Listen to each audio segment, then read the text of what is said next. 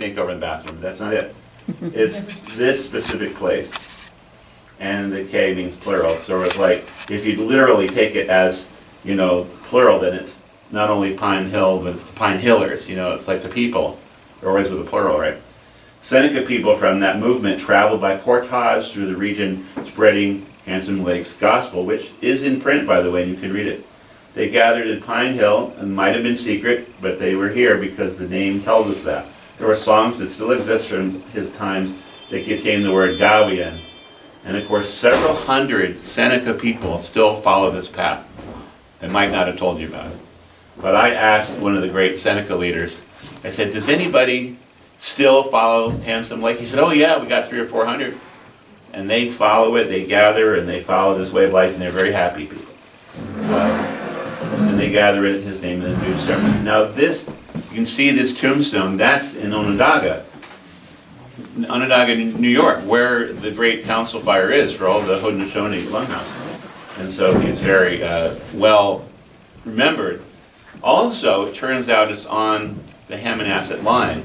And if you've been to a lot of lectures about, you know, the cairns that are everywhere, you know, the stone mounds, a lot of them are aligned along this one spectacular solstice line called the Montauk Hammonasset line. I was the first one to write about it in a book, but other people were talking about it. And it's on that line. So it's an amazing thing.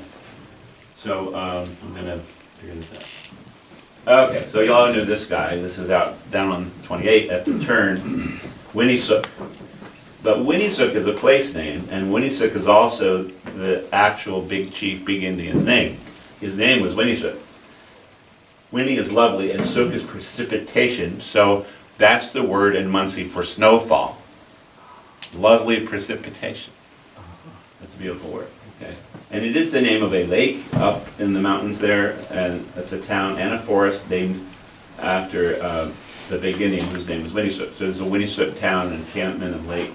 This statue stands at the spot he was killed, by the way, and I worked it out. As far as I can tell, it's pretty much right there where he was killed.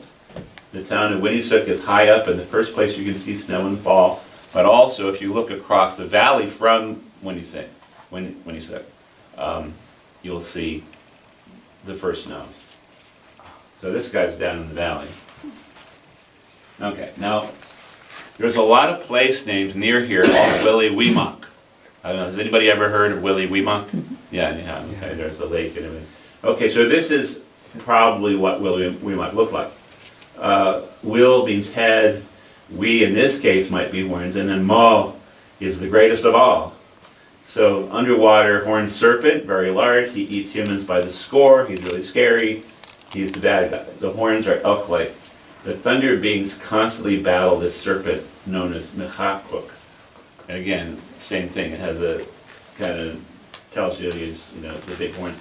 And I don't know if you call those elk horns, but that's an artist's interpretation. So, you know, I mean, you'd think all this is dead and gone and nobody remembers. Well, I went one day and I really wanted to do a slideshow about all these fantastic creatures in Munsee lore. You know, they have all these different fabulous creatures. So I started typing them in to the internet. And I got all these paintings, titles from each of those fabulous creatures, which I hadn't even heard of before. But Mahakoka, I never heard of him until I started researching this, and then I put it in, and there's the painting. And that's the way with all these Munsee things. There's Munsee painters out there who are turning out beautiful paintings. Okay, so here is Big Indian Wilderness. I don't know if you recognize where we are. There's the road up there. But here's Willie Weemock Mountain, Willie Weemock Gap, Willie Weemock Creek here, and Willie Weemock Wild Forest. So what is the Willie Weemock? They're all right here. They're near here. Okay. And what is the Willie Weemock? Well, he was a shape-shifting, no good for nothing serpent. And he's defeated by the Thunder Beings in the Munsee story, the girl who made friends with the Thunder Beings. Well, I can kind of give you a very short version because we have a lot of stuff to go. But you know, she's at home with her mother, and her name is Pretty Face. Pretty Face. Right? And she's kind of vain. And her mother's always trying to keep her out of trouble. And so there's a knock on the door, and there's this very handsome human, you know, with nice hair and a nice suit and everything. And he says to the mother, he says, I'm here for pretty face. I would like your daughter as my spouse. And the mother was like, wait a minute, there's something wrong. This guy has a bad lisp, you know, this S sounds funny. Well, why? Because he's a serpent. So she said, no, I don't think you want to marry my daughter. I think just get out of here, okay? I don't have a good feeling. He said, no, I'm going to marry your daughter. So he grabs her. And of course, she's already fallen madly in love because he has all these spells, you know, his magic. And not the good kind, the black kind. So he grabs her hand and he starts running.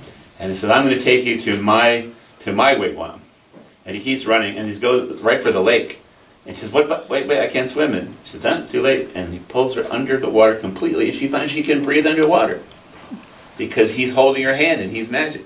And so they go all the way down, they're completely underwater, and there's this wigwam made of stone.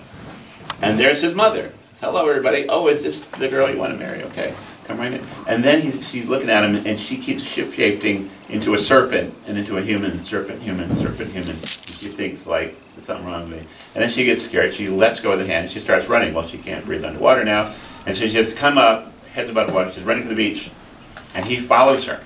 And he's so upset that he might lose her, that he forgets to shape-shift back into a human. And then the thunder beings come down and they zap him with lightning and kill him. Just flat out kill him. And so as she goes to the beach, she falls down. She says, wait a minute, I've had a very strange day here. I don't know if I'm single or married or a widow. I'm not sure what I am or how I should feel.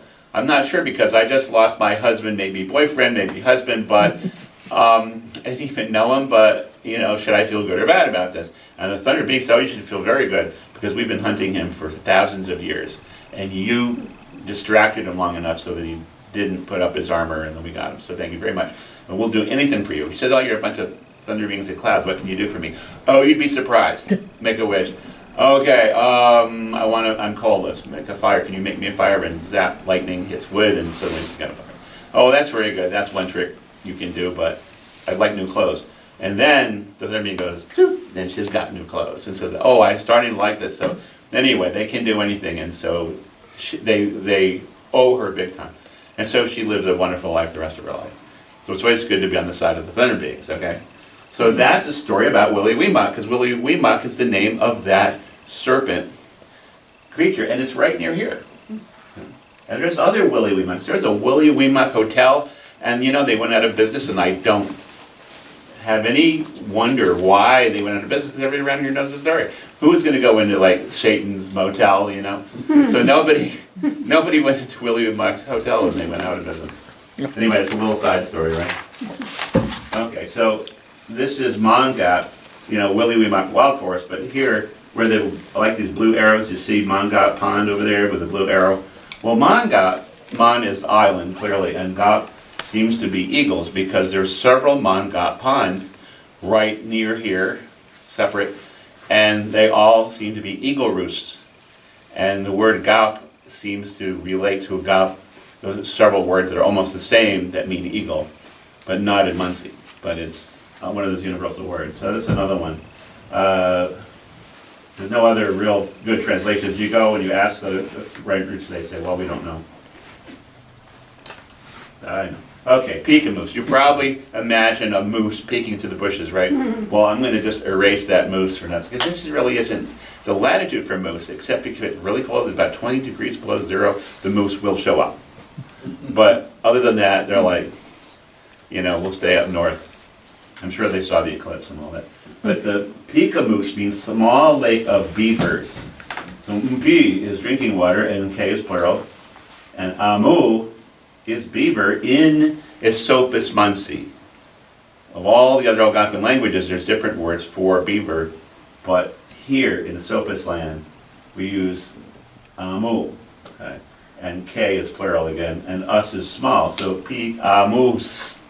See, it's a chain of sounds. Peak is the water, amus, amu is you know, the beaver, and us is small. Okay, and I just passed that restaurant, actually pretty decent. And then of course Peekamoose Mountain, and there's Peekamoose Lake, and so that's probably where the beavers were. Okay, now you've heard of Utsayantha, right? And you probably said, what the heck does that mean? It's not Munsee, but Friends of Munsee. So you know the sign, the lake, you've seen it. It's a wonderful place. Utsayantha Mountain is in the upper Delaware Valley in New York State, right at the end of the western branch of the Delaware. No Munsee translation, but it happens to be in Takabachi, Shawnee. Okay, there's a story there, obviously. It's an Alabama-based group of the Shawnee, the nation or territory of the little people, or those little nature spirits, right? And the Shawnee moved to Utsayantha by treaty with the Delaware in 1692 to protect an important portage which lies at the foot of Utsayantha Mountain. So they just came up, you know, they traveled all the time, long distance meant nothing to them. And so that's why they named it Utsayantha Lake, because they wanted to scare off people that wanted to destroy the natural beauty.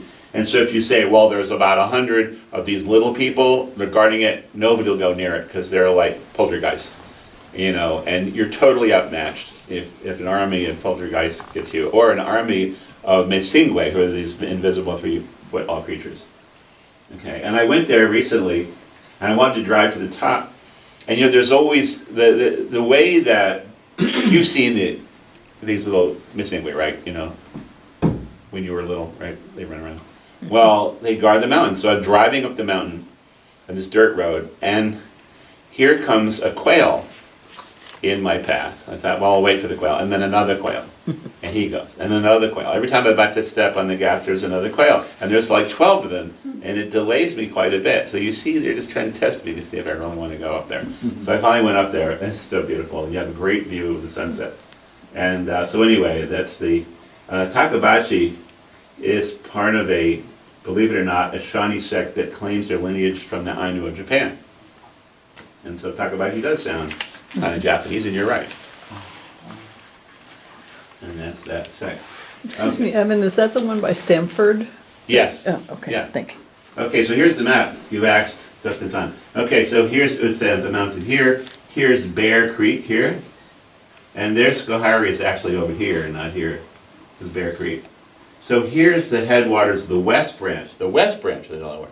Nobody see that. But here, there's this little space of a mile or so between the headwaters of the West Branch and the headwaters of the Bear Creek. So what are they going to do?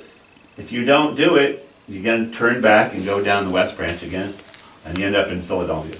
And if you go forward, you end up in Schoharie, and then you can go up, you know, to Woodstock or go up to the Mohawk River. But if you cross this little portage, you can then travel from the Atlantic Ocean up to Albany, and then up across the Mohawk River, and then down to the Schoharie, and then over here, crossing there, then you go into the Delaware, you know, which connects to all these other rivers, and you can go almost anywhere. So it's one of those few portages, there's a few of them, but this one really makes a huge difference. So they had to send the Shawnee, who are good, loyal friends of the Delaware, and to just, you know, to protect that portage. So you see it's right there. So there's all these other places, and of course here, this is that western hunting land. Now here's Big Indian, okay, with the C for encampment, and here's the V, meaning village, and there's Pine Hill, Gowinsing. And if you go down here, then you get to, this is Winniesuk down here, what I told you about. Yeah, it's pretty high up. And right next to that, see there's red dots here? There's another portage which is so short, you can do it in your sleep. And you go to the headwaters of the Esopus Creek and over to the headwaters of the Navesink, which is called the Mahikanisuk.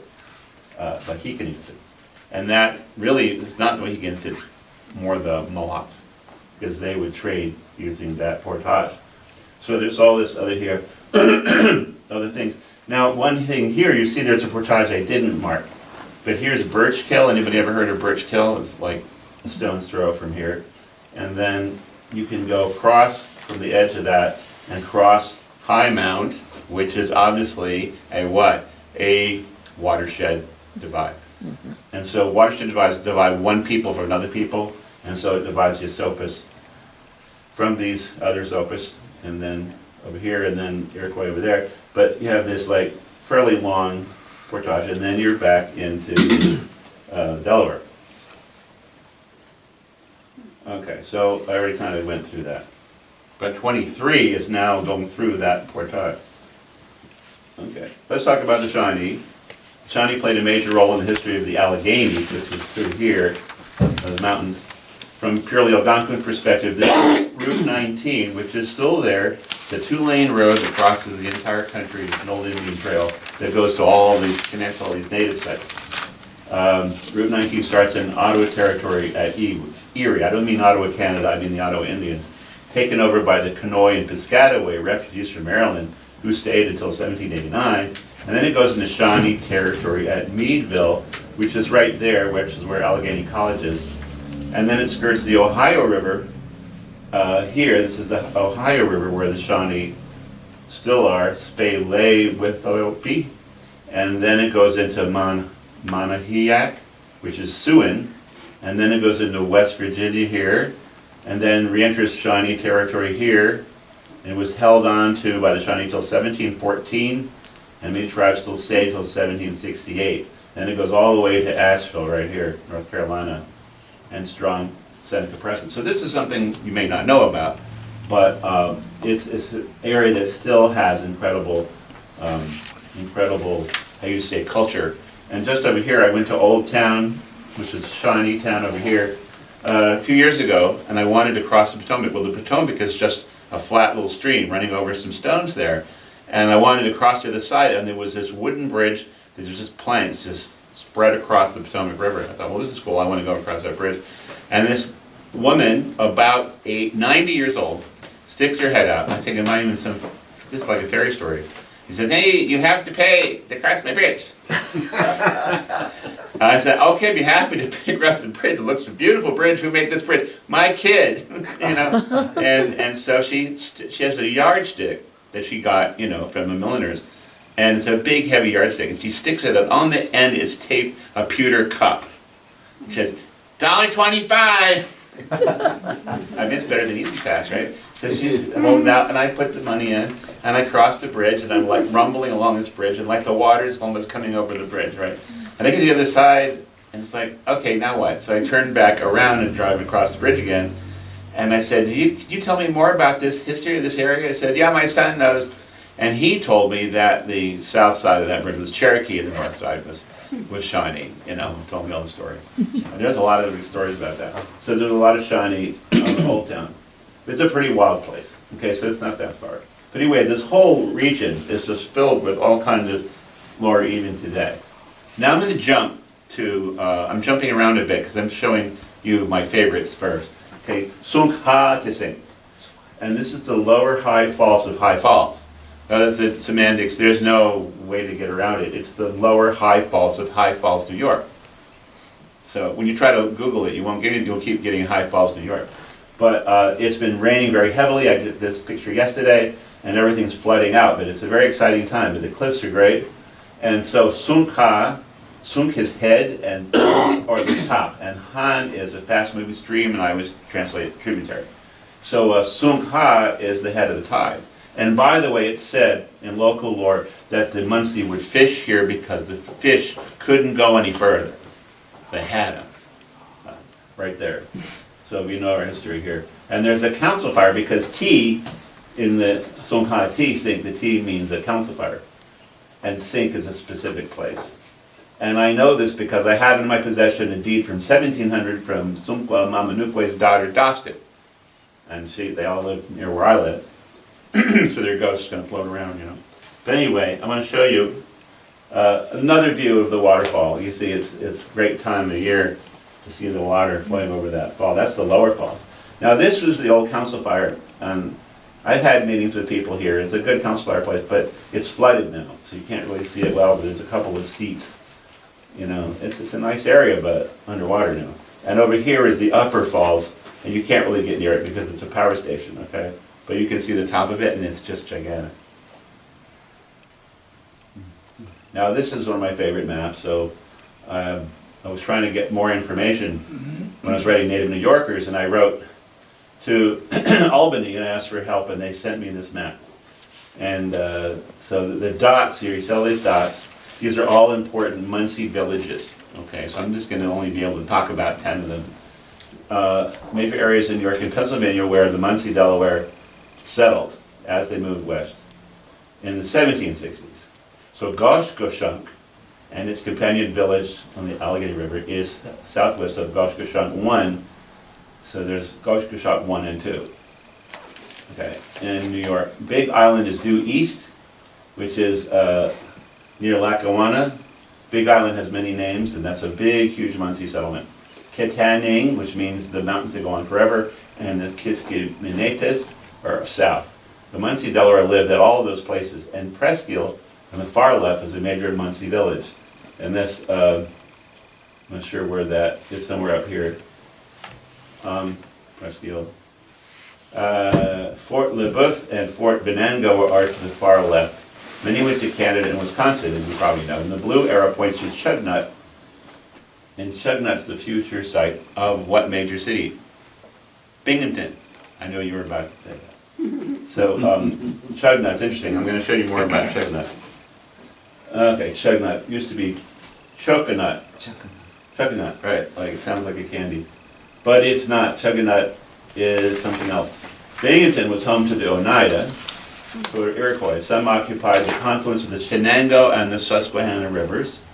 When the Munsee moved west, they occupied all of those gray dot areas, and this map was sent to me by Jim Foltz, who is still in office.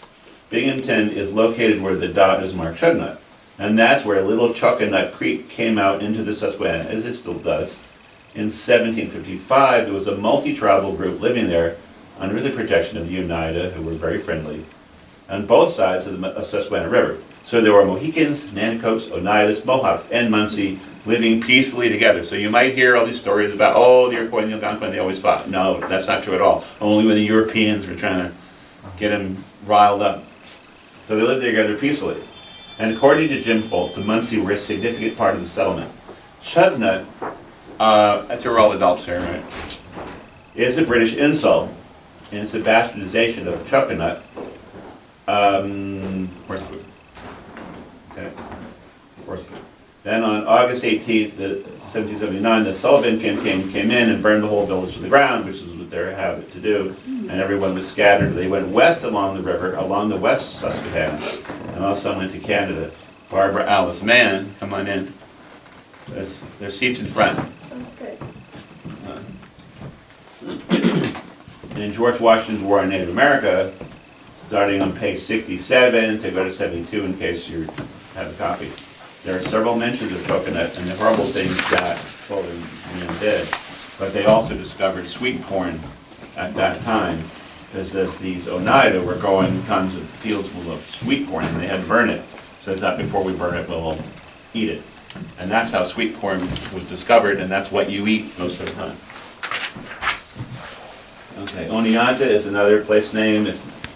The ending is Shawnee for Onta, and the prefix Oneo is a Mohawk prefix for a rocky shelf, like sedimentary rocks that breaks in the shelf. Seen on both sides of the road as you're approaching from 23, which is the Susquehanna Trail. And many of the Munsee migrating from what I'm talking about, Kuseonta, towards these settlements would have discovered and lived in Oneonta. And I've noticed shop clerks in Oneonta that I would take to be Munsee if I didn't know better. And also, I met a woman from Oneonta, a longtime resident, and she looked like Non Helema herself, and I wanted to get a picture of Non Helema, but I ran out of time. But Non Helema was a very tall Shawnee woman. Orthodox daughter.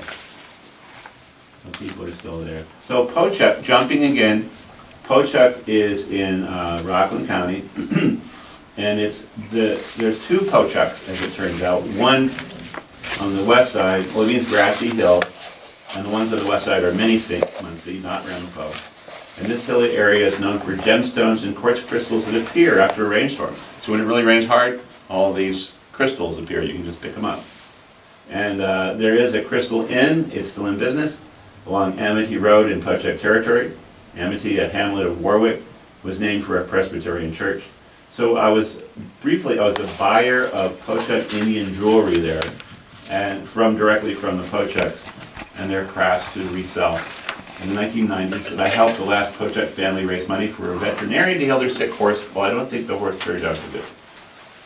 Bellevale, an eastern suburb of Warwick on the other side, is in the Ramapo side, and also Pochuck, and the whole town was Pochuck, per Floyd Littleson, who's a Ramapo historian. And what is now the Bellevale Cemetery was the exact site of the lost village of the Pochuck, who were part of the Ramapo. And these Pochucks, probably Ramapo, and I would say further research, but I'm pretty sure Floyd would say they were Ramapo. The Pochucks I knew were in the Pochuck Mountains to the west, so it means they're Minisink territory, in Pochuck State Forest.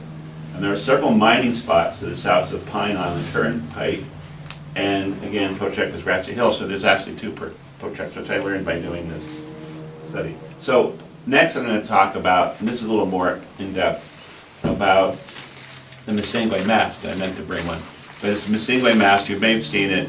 It's the Lenape mask with the black painted on one side and the red on the other side. So it's always black on the left side, that's my left side, and red on the right. Well, it turns out there's a good reason. And that there's a story, I'll share the story, is that there was a medicine man who went to a big ceremony on the summer solstice further north, and he had these helpers. He had, you know, a pipe carrier and a smudger and a carrier and other kind of helpers. And they're going, and a sweat lodge pourer, and they're walking home, and they're walking down the Minisink Trail, which is now 209, and these helpers were behind him, and they started fighting, and he gets all like full of that, you know, biblical fury. I mean, it's before the Bible, but he's just, you know, really going to tell them something, really be forceful. And he said, "You people, you know, it's just, God is watching you all the time. You can't get away with things. He knows what you're doing. I know what you're doing. So just stop." And then he turns around and he points, he looks around, and the sunset of the solstice breaks out from behind clouds. And it's bright red, you know, how it be on the low angle horizon, it's bright red. And it hits the side of a face. It's in the side of Paul's Point, which is where Skytop is now, and where you have the tower at New Paltz. You know, it's very famous. Anyway, this is the backside. And so from there, and it's actually on the Minisink Trail, it's no longer part of 209, it's part of Old Kings Highway. So he's walking in, apparently right at the spot, it could be at the spot where Kings Highway meets meets the Minisink Trail today, meets 209 today. That's where I think.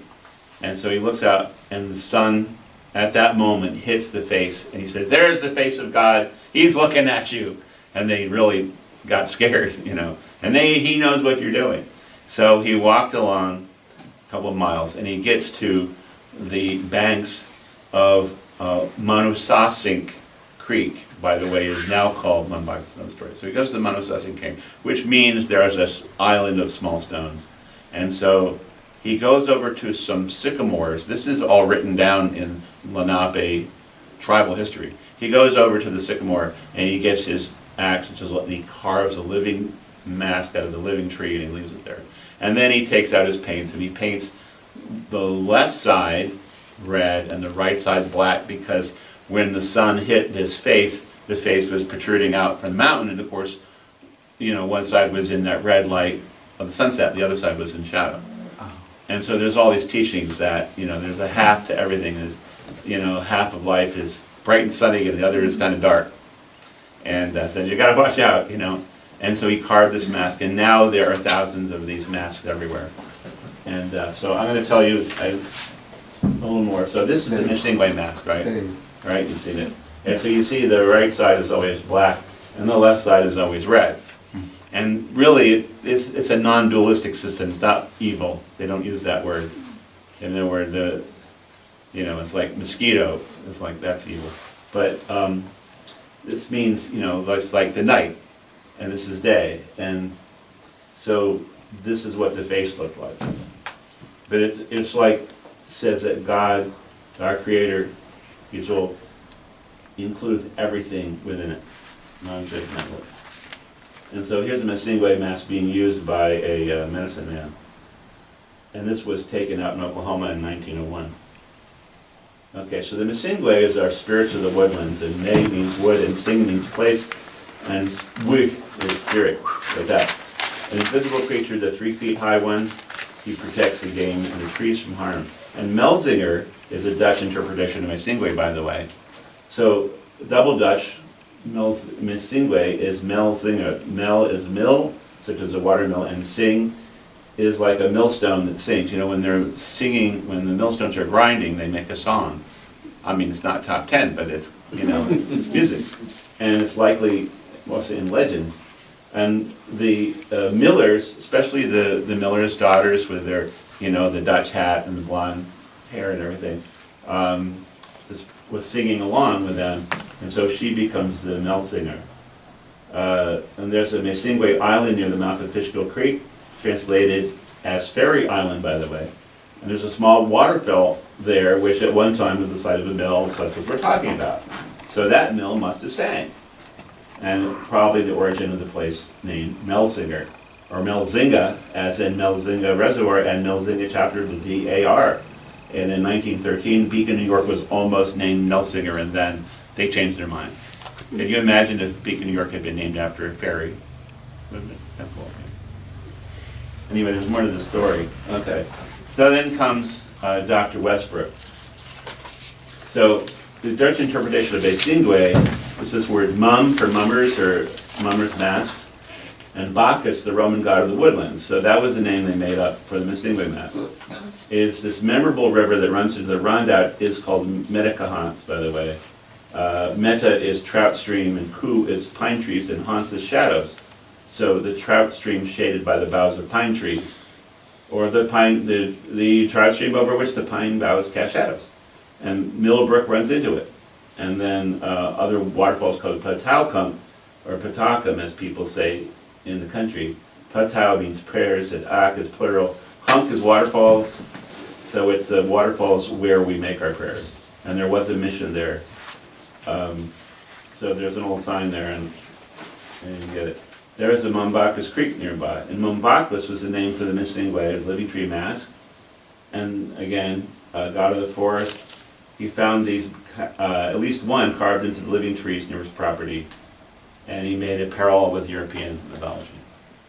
Okay, so again, I went over this before, but you know, when you put on the mask, you can speak, you know, for the Mesingwe.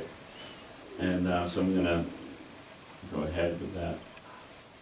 What was the creek called before Westbrook got there? It was Manasasi, or Small Stony Island. It's still a small stony island there in accord on Mumbacus Creek. It's the fording place for the Minisink Trail, which is 209. It's likely the location of the island determined the location of the fording place, and you can either attribute to the wisdom of the Asopid ancestors or to the mastodons, more likely, who came before them, and they were trying to not get wet, so they always used islands. The logical conclusion is the entire creek was named Manasasi, and that's what the local early deeds from the 1600s suggest. And it flows around Manasasi Island, and also the place, the deed itself was around Samsonville. So I wanted to talk about Manasasi Island. Mana was island, Asin is stones, and Sink is this place. The crossing island for the Minisink Trail and for Manasasi Creek. But that's been renamed.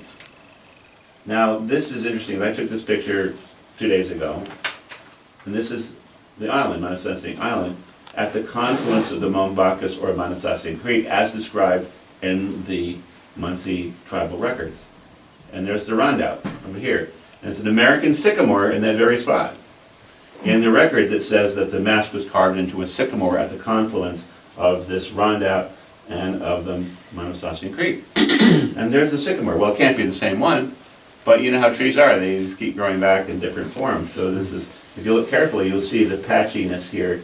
And I've had 2 different people look at this and say that it's an American sycamore. So that's a little spooky, right?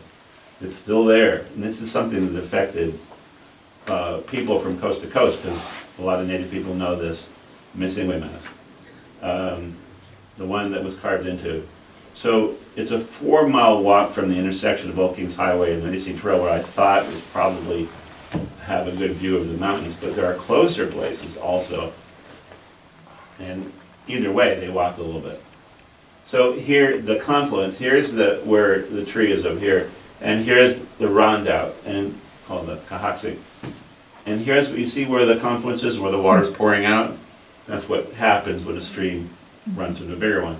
So it's right there is the mouth. So where the confluence is just a few feet away. And this is a map. Oh, that came out sideways. Anyway. So anyways, a map I made. Okay, here's 209, and here's the Rondout, and here's Monosasink Kill, and here's those islands, the Monosasink Islands, and here's this little spit of land, which is that confluence area, and this is where the tree is, you see. So it's like very clear, you know, and the crossing islands are there, and they're still there. And unfortunately, that went in sideways, I'll have to fix that. But, you know, tilt your head sideways, and there's water over here. The water on that side is the Rondout, and the water on this side is the Monosasink, you see. So it's definitely the confluence. So, in terms of the aligning of the face, a possible spot of the Munsee Trail was over here. Now this is now King's Highway, which was the Munsee Trail, and that may have been where he sighted the Chief of the Mountains right here. That's 8,000 feet away. It's possible, very possible. And so this is Monosasink Creek, and here's Medicons flowing into it, and there's the Stony Island, and here's 209 going over. So this is another possibility. This is on Old King's Highway also, and here's the Acorn Waldorf School right here. And from the corner of the Acorn Waldorf School, you can see that face, just from the corner. So summer solstice angle, remember summer solstice is 10,000 feet distance. And there's the Chief of the Mountains at Paul's Point. So that's just another original story, and someday I'll know which one. So I went to the further one, which is at the head of where the Munsee Trail 209 and Old King's Highway, also Munsee Trail, meet, and I stood there, and this is what it looks like. So if a bright red light hit the face, which is right below the tower, you'd see it. So it's a pretty spot. Okay, and here's a more close-up shot. Again, 4-mile walk from here, and there are other closer places. But it's a nice area to walk around. Now there's Mumbaka's Creek. See, they put up another sign with the new name. And the question is, well, it's not a native name, is it? It's a made-up name from Europe. It's referring to a Native American thing, which is the Munsee. So is that good or bad? Well, I don't know. Anybody have an opinion?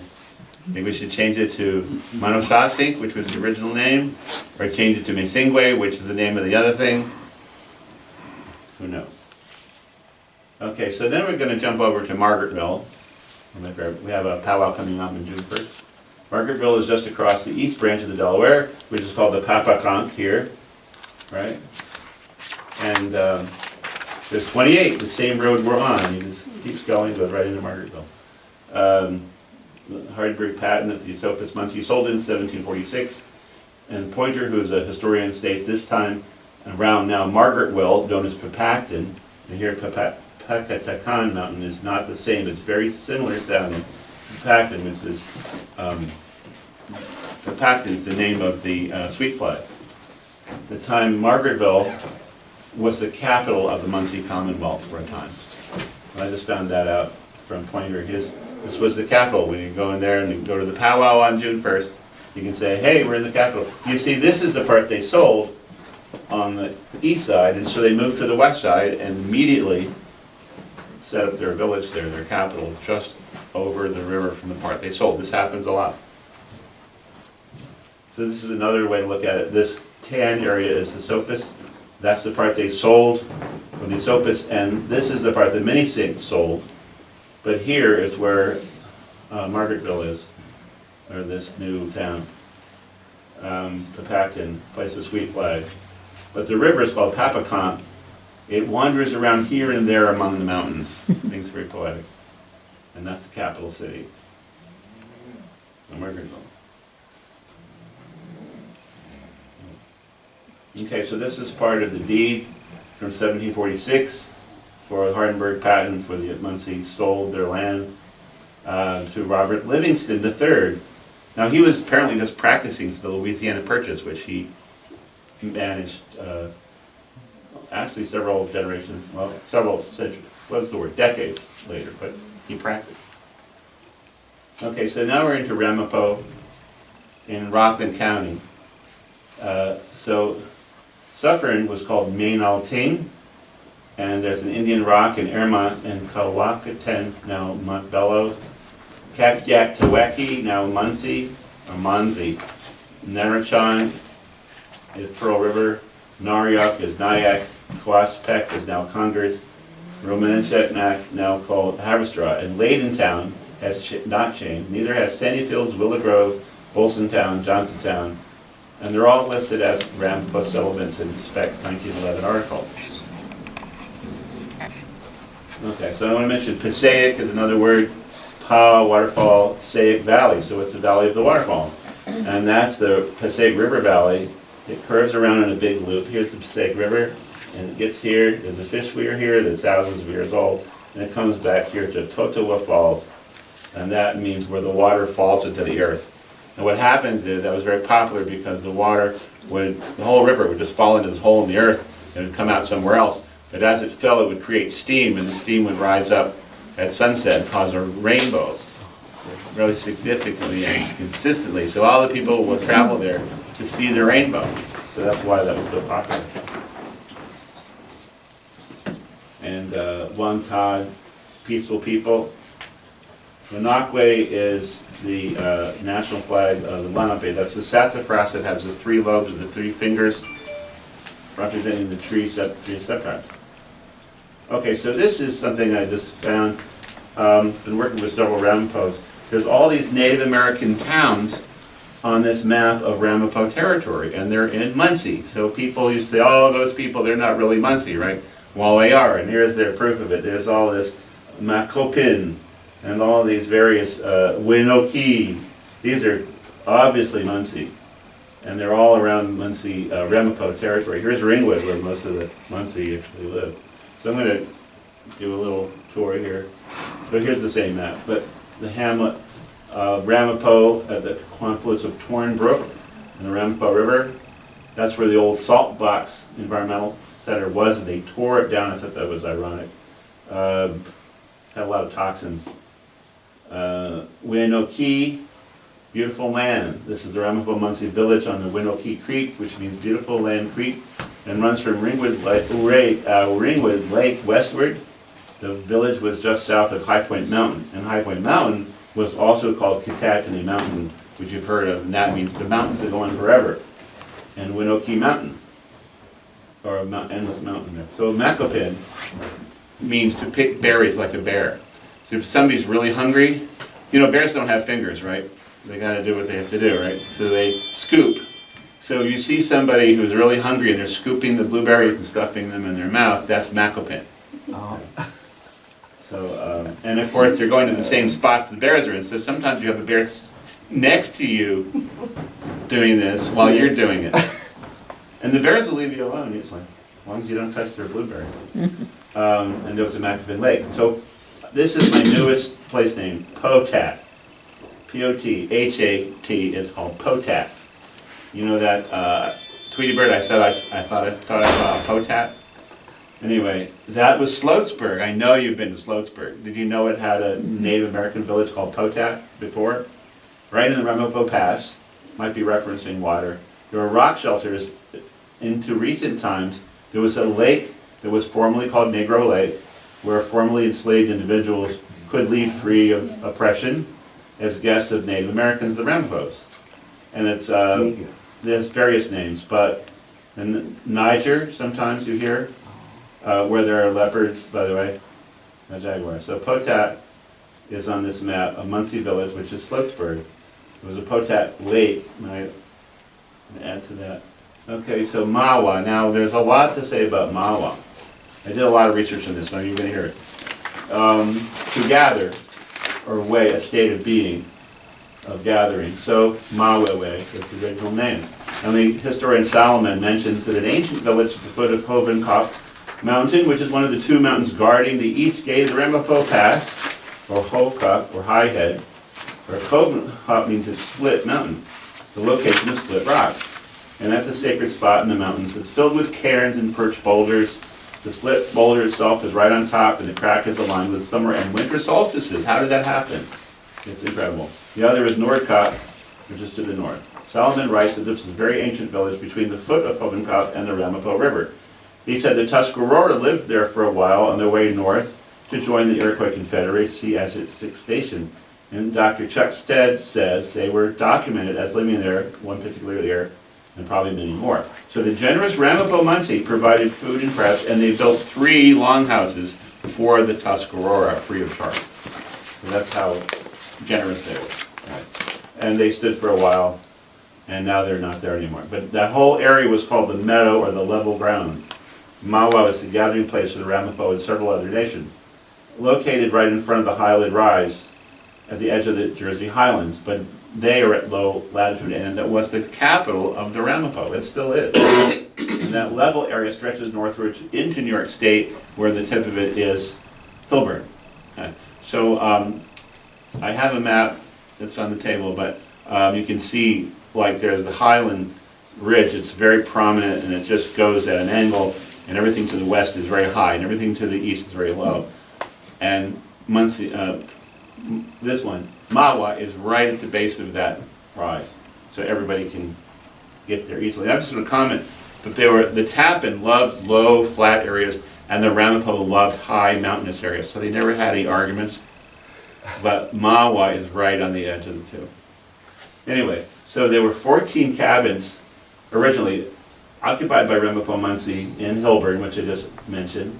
It didn't really have a native name, it was still part of that Mawa. And then they had a wood burning plant there early on for making charcoal, so they named it Hilburn. And that's the site of the Ramapo Church and the slanted boulder where they named possibly Ramapo. Also the Ramapo Community Center. Floyd Littleson said his great-great-grandmother lived up in those hills, and yet there were 2 cabins for the whole family, and there were lots of rattlesnakes, so they didn't get too many visitors. But his father is part Tuscarora, but that's on his father's side. There are many towns and rivers along the Appalachian Trail with the name Tuscarora, so it shows you the northerly trail they followed. It took them 90 years to get here, to Tuscarora. It's an interesting word, Tuscarora. It's from Scarborough, hemp or milkweed people. So they made clothes out of hemp, even way back before Christopher Columbus. And they were called the shirt wearers. They lived in North Carolina along the Neuse River, also Roanoke, Tar, and Pamlico in North Carolina. A number of popular blues singers have Tuscaroran ancestry, including someone named Janis Joplin, and another Pura Fay, who was a member of Ulali, and she sings the Tuscaroran style blues. So that's where a lot of blues comes from. Now this picture is a part of the split rock boulders that are at the very top of that Hovenkop mountain. Hovenkop is, split mountain. It's very sacred, lots of alignments with the stars. Now, okay, a little fun. The Erie Railroad runs through Mawa. It was built in the late 1800s, and the name Erie is a Huron Indian word for longtail, which means panther or cougar. And ironically, the North American headquarters for Jaguar Land Rover, you see the connecting the dots here in a funny way, was built in Mawa in 2018 on the New Jersey-New York border, but it was 3,000 feet or less from the Erie Railroad tracks. So this is a total coincidence, but you can remember, right? So the British company, but the coincidence may be accidental, but the Erie Railroad ran up the Hudson River's west bank and then right through the Ramapo Pass upstate to Erie, Pennsylvania. And all big cats are panthers, which was Erie, what that means. But jaguars are panthers who live in Central and South America, right? And they don't like to climb trees. So that's the biggest difference. Otherwise, they're similar. The Munsee word for a meteor or comet was panther, mamindaasi, and they both have long tails. So your comet has a long tail, and the panther has a long tail. So they're okay, they're the same. Now, up on Emerson, they have the panthers climbing on the fence, right? And that's why, because it's right near what mountain? Panther Mountain, right?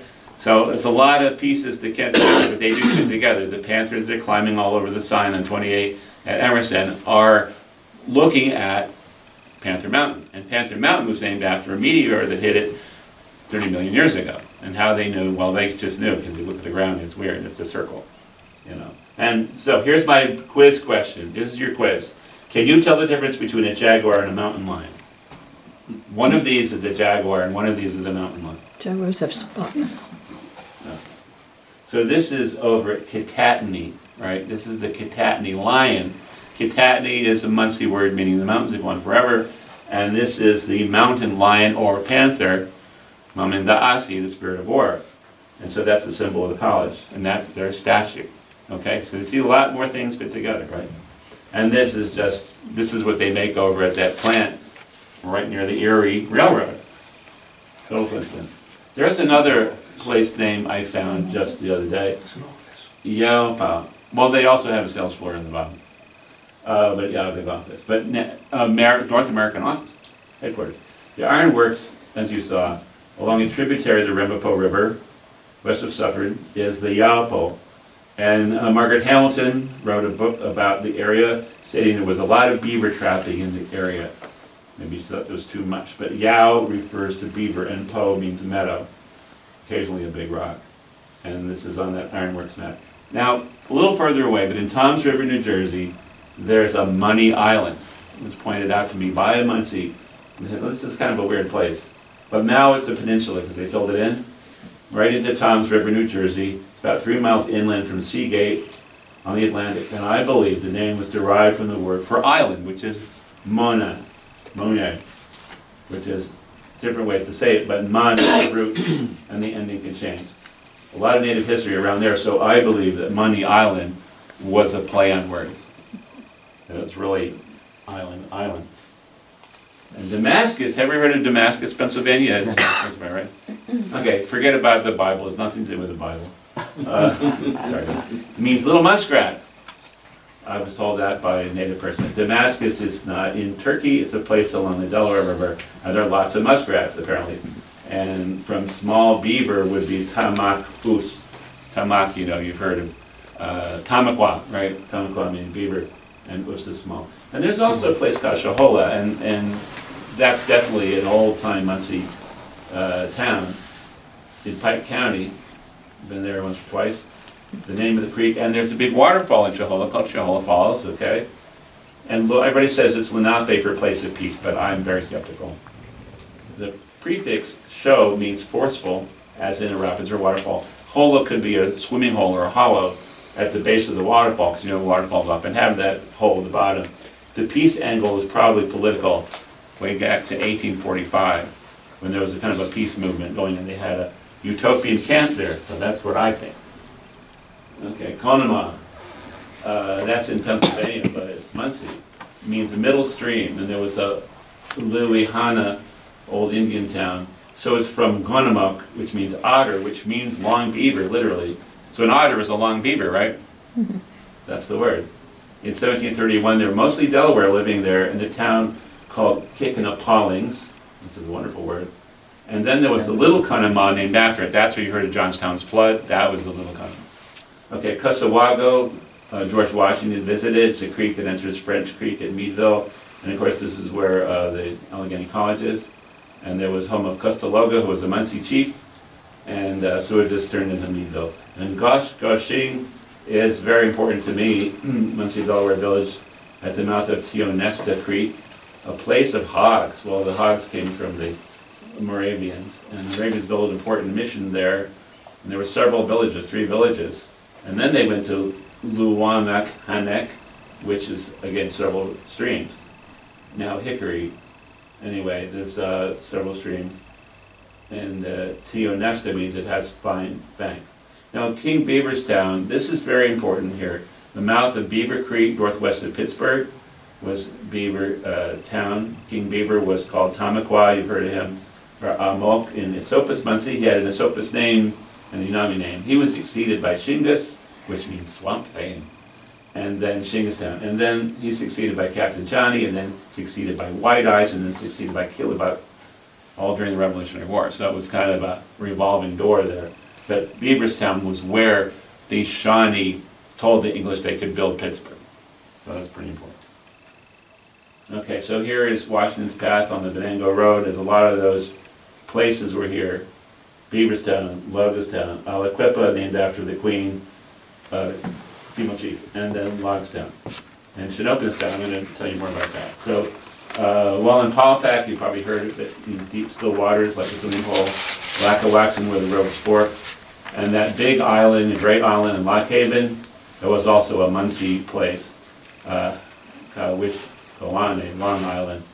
There have always been Munsee populations, and usually it was just called Munsee Town. Monocacy was originally named of Bethlehem, Pennsylvania, which is a stream with large bends. Now, I'm getting to some of the exciting stuff. So, for anyone who's ever been in Indiana, this is going to be a thrill. Because here's a map of all of these 14 Munsee towns in this town, which is Munsee, Indiana. There's been all kinds of lies about, oh, no, it doesn't mean that. Why would they be out here? There were 14 whole villages of Munsee Indians here, and they're all listed here, and here they are over there, the forgotten Delaware settlements. And was also the site of Tetepachsit, which was on Minnetrista Boulevard. And I'll show you that in detail. But anyway, there's all these, and Anderson Town is here, Greentown, Strawtown, Sarahstown, Connor's Trading Post, all of them Delaware towns. So I guess I won't list them all, but you get the idea, right? So I want to show you this. So all those people who really love Munsee, Indiana, and I know probably most of you, right? This is it today. There's a path map today, and this is the Hawkins-Pumska town is this way. That's what that means. It's over here. Here's the Indian Road that's on the old maps, and it's an approximation in pink. But here is Wheeling Avenue, and Wheeling in Munsee means the headquarters, or the head city, or the chief's headquarters. And so this is also called the route of the missionaries, because they were traveling. And this goes to Bukhongalehi's village, a very famous chief. But here, the whole green area, looks like a bean, I guess, is the Tetepachsit village. So this was a Munsee village. They know right where it was. It's right on the banks of the White River.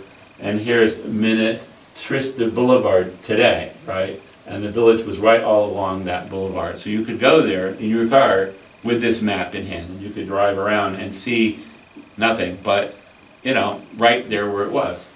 And here's downtown Munsee over here. So I think that's pretty cool that people still manage to remember all this. So to the west, by the way, was Hawkins-Pumska's town. It's kind of hard to say. But I want to show you more of these maps. So here is Anderson's town in Indiana. Your name's Anderson. What? Andrews. Oh, Andrews. Oh, close. I'm sorry. Andrews. I thought it was Anderson. Anyway, Munsee settlement along the White River in Indiana, one of 14 towns. Chief William Anderson, maybe no relation, his wigwam and his trading post was torn down to build the Anderson, Indiana courthouse, which is right here, and these two old paths. This is like 8th Street, 9th Street, and here is Main Street, and they cross, and that's where his post was, right near the White River, and here's modern-day Anderson Town, Indiana. So again, you could drive there, and you could go through that, and actually have pictures of it somewhere. So they were in the Delaware, and they left to the west branch of the Delaware, and then they moved to the Alleghenies, starting in 1724, and then by this time the Moravians, converts were mostly Munsee. And then he went to the Tioga area on the west branch of the Susquehanna, and all that became called Munsee Country. And they were called Munsee Country until they left to Ohio. And this mentioned word Nescopac, you may see, means black waters, or muddy waters. Okay, so, again, I mentioned Route 19. This is part of it. I'm just showing you where it goes through all these mountain passes. Here's Meadville that I mentioned, and there's that north-south trail called 19 today. And there's like the Sagamore Trail, which we call Route 6. And that's ancient. And there's all this settlements at Presque Isle. The Munsee told me right away when I started studying with the Munsee elders, this talked about Presque Isle. So anyway, there's a lot to this map. And again, this one has French Creek was very important. And here's like these gaps where these trails would go through. And there's the Allegheny River coming up here. And here is Tiaresta, and here is Goshgoshunk, which means the place of hogs. And that was a very important place, and I've been there. Remind me where that is? What state? We're in Pennsylvania in the Allegheny Forest. Okay, thank you. I have a lot of stories in my books about Allegheny Forest. In bird medicine, I talk about going there at dawn, right before dawn, and wandering around and running into a group that were doing bird watching, and they were led by Dr. Bledsoe, one of the greatest ornithologists in America, from Pittsburgh. And so I learned a lot, and I had this big question, because I'm Micmac, so I said, you know, there's this expression, you know, from My Wild Bird, and I said, what bird is that? And he knew, you know, it was kind of a big moment. So there's Pittsburgh, there's Logstown, it's a huge, huge settlement for Shawnee and the Delaware, and this Fort Pitt, that's where the Shawnee gave the English permission, saying, yeah, build a fort for the weaker. And here's this Braddock's Road, that's where Braddock was shot by the Indians, and George Washington took over, and that was his big moment. And Iowasking, that's Sam's Point, it means that where's the buckhorns from the other side. Hoboken, he's smoking a pipe, and there's pipe, serpentine pipestone there, stripy green stuff, and Hobomok, food for the pipe. So Alapconk is the original name of Terrytown, the Hill of Elms, and actually the Hill of Elms is there, except the elms have gone dead because of Dutch elm disease. And so that's my story. Well, I hope that was interesting. That's a lot of stuff that you probably didn't know. And we're in Munsee, we're in a Munsee town here, and so trying to relive their history, revive their lost history. So I hope, you know, I feel this is a historic moment talking to you about this, because quite a bit of this information